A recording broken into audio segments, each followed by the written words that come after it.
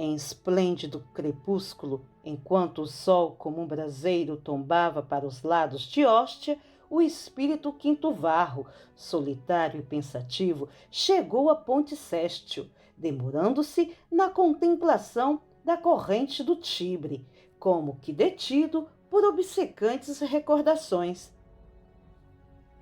Brisas suaves deslizavam cantando, qual se fossem ecos isolados de melodias ocultas no céu escampo. Roma enganalara-se para celebrar as vitórias de Septímio Severo. Nota: Lúcio Septímio Severus, 146 a 211. Foi imperador romano de 193 a 211. Sobre os seus temíveis competidores, Pescenio Níger, nota: Caius Pescennius Níger, 140 a 194. Foi um usurpador romano. Tomou o título de imperador romano a partir de abril ou maio de 193 até outubro de 194. Depois de tríplice derrota, foi colhido pelas forças imperiais e decapitado às margens do Eufrates. E Albino, nota: Décimos Cláudio Sétimos Albino, 150 a 197, foi um usurpador romano, proclamado imperador. O escolhido das legiões de Bretanha seria vencido nas Galhas, matando-se em desespero. Diversos dias de festas comemoravam a glória brilhante do imperador africano, mas, por solicitações dos augustais, o término das solenidades estava marcado para a noite próxima, no grande anfiteatro, com todas as pompas do triunfo. Mostrando fisionomia expectante e entristecida, Varra atravessou o pequeno território da ilha do Tibre e, ganhando o templo da fortuna, observou a multidão dos grupos esparsos de povo se adensar na praça, em direção ao soberbo edifício. As liteiras de altos dignatários da corte, cercadas de escravos, dispersavam pequenas assembleias de cantores e dançarinos. Bigas faustosas e carros adornados varavam por entre a turba, conduzindo tribunos jovens e damas patrícias de famílias tradicionais. Marinheiros e soldados querelavam com vendedores de refrigerantes e frutas, enquanto a onda popular crescia sempre. Gladiadores de corpo descomunal chegavam sorridentes, cortejados por jogadores inveterados da arena. E, enquanto os sons de alaúdes e atabaques se misturavam ao distante rugido das feras enjauladas para o soberbo espetáculo, a glória de Severo e o suplício dos cristãos eram os temas preferidos de todas as palestras.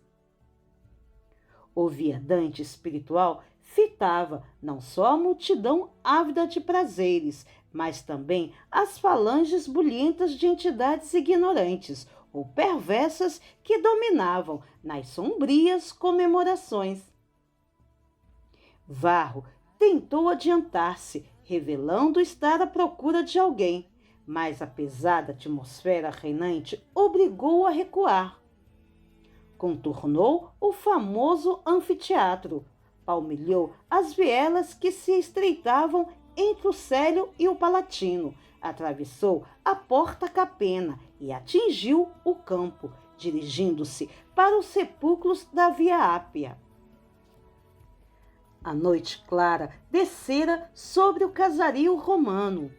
Milhares de vozes entoavam cânticos de júbilo, a prateada claridade do luar em plenilúnio. Eram cristãos desencarnados, preparando-se para receber os companheiros de sacrifício. Os mártires, supostamente mortos, iam saudar os mártires que nessa noite iam morrer.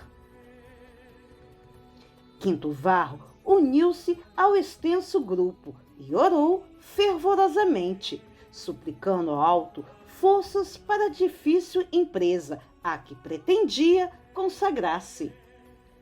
Preces e comentários santificantes foram ouvidos. Depois de algumas horas, a enorme assembleia espiritual deslocou-se no rumo do anfiteatro. Hinos de alegria elevaram-se às alturas.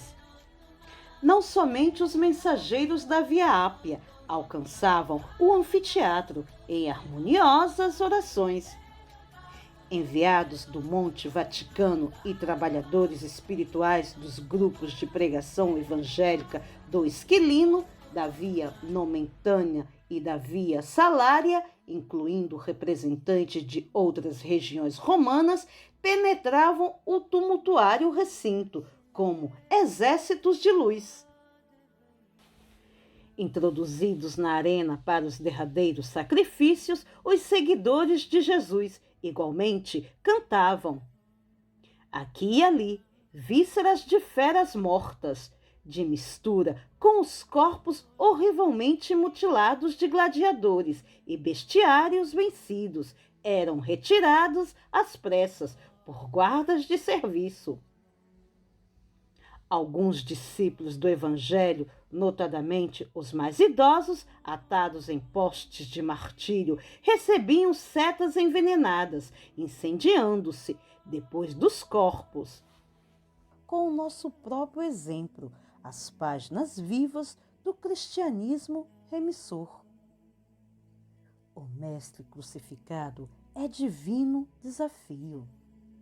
Até agora, os conquistadores do mundo conseguiram avançar no carro purpuréu da vitória, matando ou destruindo, valendo-se das legiões de guerreiros e lidadores cruéis. Jesus, no entanto, triunfou pelo sacrifício. César, atado às vicissitudes humanas, governa os assuntos referentes à carne em trânsito para renovação. Nota: César, Caius Júlio César, 100 a 44 a.C. Foi um patrício romano, líder militar e político.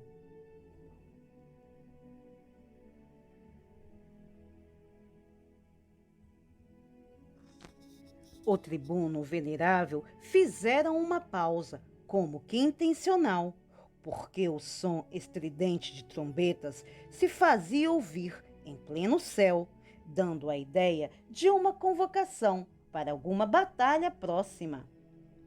As centenas de entidades que se conchegavam umas às outras no admirável recinto cuja abobada deixava perceber a luz tremeluzente das estrelas remotas, entreolharam-se, ofegantes. Todos os espíritos ali congregados pareciam ansiosos pela oportunidade de servir. Alguns traziam no semblante expressões de saudade e dor, qual se estivessem ligados à batalha da terra por feridas de aflição, somente curáveis com o retorno às angústias do passado. A expectação, porém, não durou muito tempo. Superando as clarinadas que ecoavam pela noite, a voz do pregador ressurgiu.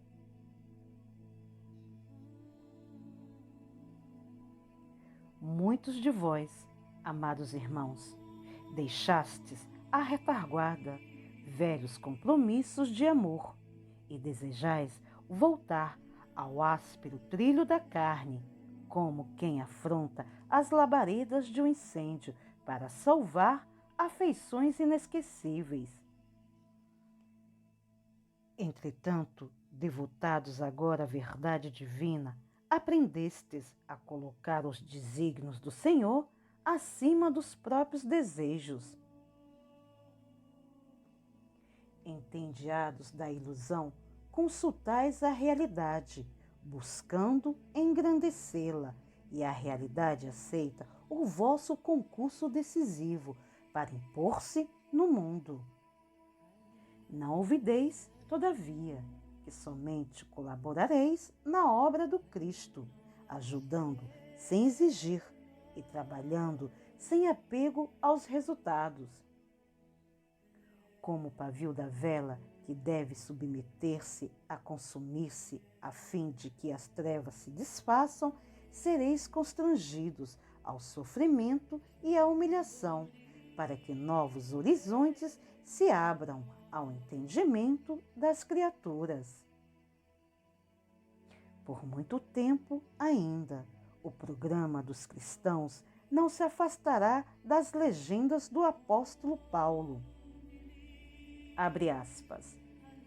Em tudo sereis atribulados, mas não aniquilados, perplexos, mas não desalentados, perseguidos, mas não desamparados, abatidos, mas não destruídos, trazendo sempre por toda parte a exemplificação do Senhor Jesus no próprio corpo, para que a vida divina se manifeste no mundo. E assim, quantos renascerem nas sombras da matéria mais densa, estarão incessantemente entregues aos sacrifícios, por amor à verdade, a fim de que a lição do Divino Mestre